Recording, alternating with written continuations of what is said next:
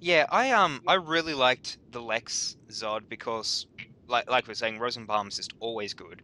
I mean, he was commanding those scenes. It shows very little emotion, Hmm. and it's perfect. Like you just can't help but go, "That's a great actor." Um, and the Callum Blue Zod in season 9, Yeah. I liked him. I thought he was good. I thought that went a little long, that that whole story arc. Like, Eh, I wanted it to be resolved a little, like complete flip of the thing with Doomsday. I felt that that's something that should have ended quicker. mhm. And I think, I don't know, the final episode of that season. I mean, I really liked the fight scene with Zod and Clark. I mean, it's good to have a big epic battle to end the season. And a real one, Yeah, not like exactly. Doomsday. Yeah. Um, in contrast to the year before, but I don't know. To me, that whole it's the Book of Rao, and hey, you'll get to live on your own dimension, and I was just like, what, really? Like, sometimes, like Smallville, this is a problem with the show. They often come up with these quick fixes that we're expected to go, oh, right, that's always existed in this universe. But it's clear that it hasn't. It's just something that they've come up with, like on the spot. I mean, I understand that this show, I mean, with all the special effects and the fight scenes and, everything they have to do to make this show work, they have to do a lot. I think they sometimes don't consider the writing. I think they often consider how the special effects going to look and can you know can we achieve these special effects to do this sort of story? And if it's like yes or no, then they go, oh, okay, well we'll have to come up with something less impressive. Hmm. Yeah, I agree. Somewhat, not entirely, but Yeah, fair enough. I think the concluding episode in season 9, I thought that was an excellent episode overall. So Yeah, you overall I agree? thought it was very good. But you said that you like the final scene was like the best part almost, but you felt the corral, blah blah blah. I thought my one complaint is how come his mom was able to give him his Superman suit? Yeah, well, the thing that I don't like about all that is, I mean, they say in the DVD for Superman Returns that they know that Clark's mum creates Superman's suit, and that's clearly not the case in this movie because the suit looks so, it's got an S that pops out and things like that. So, Mm-hmm. okay. But Smallville are using basically the exact same suit from Superman Returns. It How is a is good suit. it's a great suit, but like, how is his mum meant to make that? Yeah, I have no idea, but it's cool how they showed it in his eye. That was well done. Yeah, I liked that. I like the little shout outs that they give to the comics and the old movies and things like that. Like there was an episode where like Clark was oh, I think, what was it? It's the episode where he and Lois get kidnapped and Lois says I That's a love him. great episode. Yeah, that was a cool episode. I love the whole stuff in the ring shop with Oliver. I thought that was Mhm. hilarious. But Yeah, when he was at so the end, uncomfortable. sorry. He was so uncomfortable. Yeah. Um but yeah, in the elevator at the end of that episode, Clark says something like, "Come on, just ride the elevator with me. Statistically speaking, it's the safest way to travel." And I was like, Yeah, "Ah, I liked Clark, that." you bastard. Oh, Yeah, I liked that. oh. I have a. This is gonna get into season 10 a bit, Yep, but you know when they say the Book of Ra will take us to a new planet, yep, and you know how in season 10 they talk about how there's a rip in the universe because of the Book of Ra opening it. yeah, yeah. What do you think about the planet that Zod was transferred to, like him and the Kandorians? That was Apocalypse. Uh, sorry, what do you mean? Like, do you think he's gonna come back or? No, I don't. I do not think so because I don't even think he's signed on. But I'm Okay, saying like the planet they were transferred to, yep. Darkseid also came out of and landed on Earth. Oh, So I what if see. that portal transported Darkseid from Apocalypse to Earth and the Kandorians from Earth to Apocalypse? Uh, yeah, I guess. I'm not saying it's for sure. This is just a theory of mine. Yeah, because I don't know with the whole dark side thing. I mean, I haven't thought about it like in some of the conversations we've had, I know you've put a lot more thought into that character than I have. Um, but I guess I think I because on the note of Zod as well, I'm pretty sure he was signed for more episodes than what he was actually in. So I heard that because I know a lot of people were saying, "Oh, he's coming back in season 10." But like we're saying, we're halfway through the season and he has not yet returned. I think uh, past the halfway point would be kind of pointless to bring him back because we're so far removed from season 9 now. Yeah.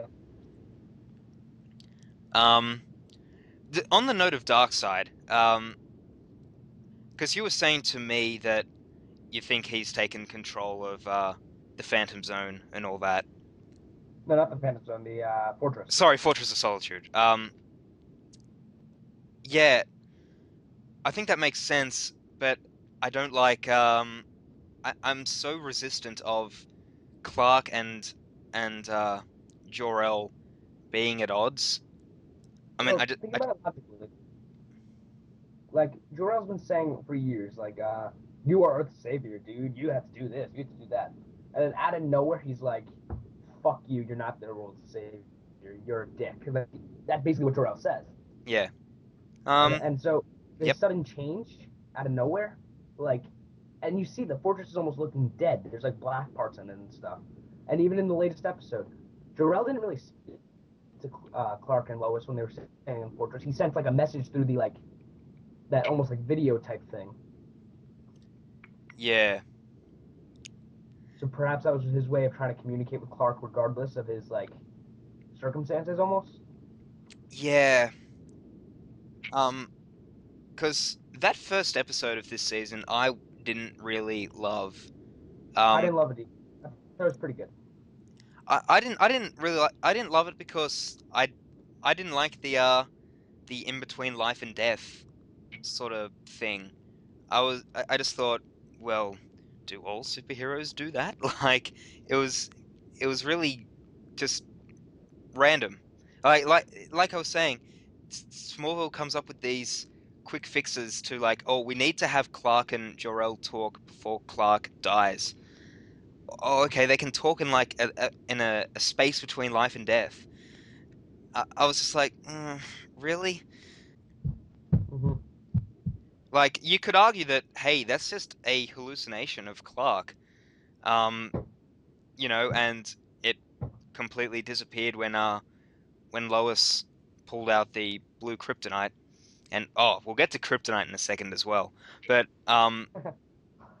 yeah, I don't know. I don't know how I feel about that. I guess I'm kind of talking riddles, but I'm just not a huge fan of Jor-El and Clark ever being at odds because they were when Jor-El was first brought in to the show. I've never liked that sort of a story, even if Darkseid is the cause. Mm-hmm. So as I was saying, kryptonite. Oh The God. in the first season, well, in the first couple of seasons, it was, the big thing was we're gonna have a whole bunch of villains for Clark to fight because it's gonna be him in his early years, and they're gonna be changed by kryptonite, and that's gonna be the whole thing of the show. Um, Kryptonite is everywhere in this show, and not just green kryptonite. There's blue kryptonite, there's red kryptonite, there's black kryptonite. Oh, Yeah. it's The blue everywhere. kryptonite's used way too much. Hmm. I mean, in Like, my opinion, the best Superman movie is Superman 2, and I love that. I love the Richard Donner cut more, but the good thing about that movie is that there is no kryptonite in the movie. I think that's one of the things mhm, that I love about it. I mean, it's Superman fighting Zod. Kryptonite is everywhere in modern adaptations of Superman. yeah. Like even in that most recent episode, not the most recent, I think 2 episodes ago, when like they were in that like town that like where Oh, the people were drinking the blue kryptonite. What yeah, the hell? I know. And why did Like, all oh, those people dress up like Scarecrow? They all look like Scarecrow from Batman Begins. Yeah, I agree. Which would be cool for editing. It could be possible I to work I with. know. I was thinking that as I was watching it. I was like, oh, Pandora's box. I'm gonna have Scarecrow with an army, but um, yeah, it was weird. And it's like, oh, if Clark stands close to these people, he doesn't have powers. Yeah, and he gets killed, right? He gets slashed or whatever, and his guts Yeah, come out, and yeah, then he's buried. But isn't the blue kryptonite all in the town? yeah, exactly. So how does he live? They affect the crops, so that clearly means kryptonite is underground. And obviously, if he's underground, there's blue kryptonite touching him. Exactly. Like, So he couldn't come back to life. yeah, that's what I mean. This show does stupid things sometimes. But overall, I think we both agree that this is a fun show to watch, and it's an enjoyable show overall. Like every time I go, okay, I'm done with this show. It's being stupid. They do something good, so I'm like, oh, now I've got to watch it again, and it ends up being a good episode, and then I'm back into it. I find myself like that all the time with this show.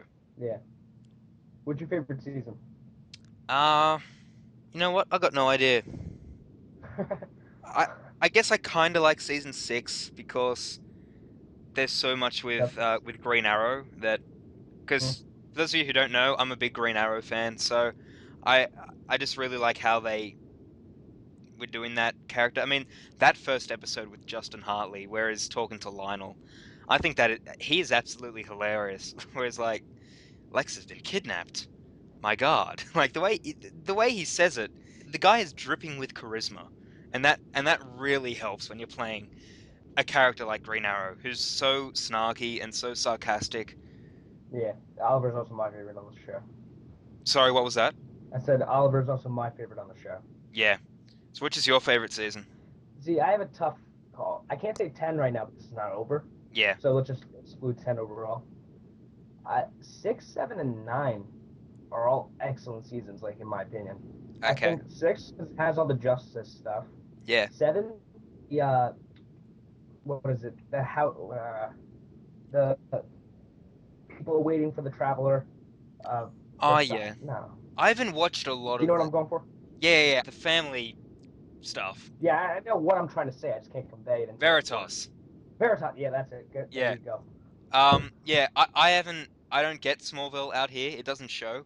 So when I want to watch recent episodes, I have to watch it on the internet. So there's a bunch of gaps in my Smallville viewing. Yeah, season 7 though, it's got that stuff really interests me because it shows Lex insanity as he Yeah. wants power, Yeah. and then season 9 is just it's so enjoyable. Like I really like the Zod stuff. I Yeah. think Clark and Zod like the up and down friendship in a way, not a friendship, but like tolerance you could say. Yeah. And they just show continuously that Zod is only wants one thing, and that's power and Earth for that matter. Yeah. Um, and then the final fight, even if you didn't like the entire episode, that final fight can make any nerds, nerdgasm. I like season 9, but like I was saying, I think when they felt that they were close to having Clark and Zod at odds, they were like, "Oh, okay, we better step back because this is too early." Yeah, But yeah, I guess season with 5 is pretty good.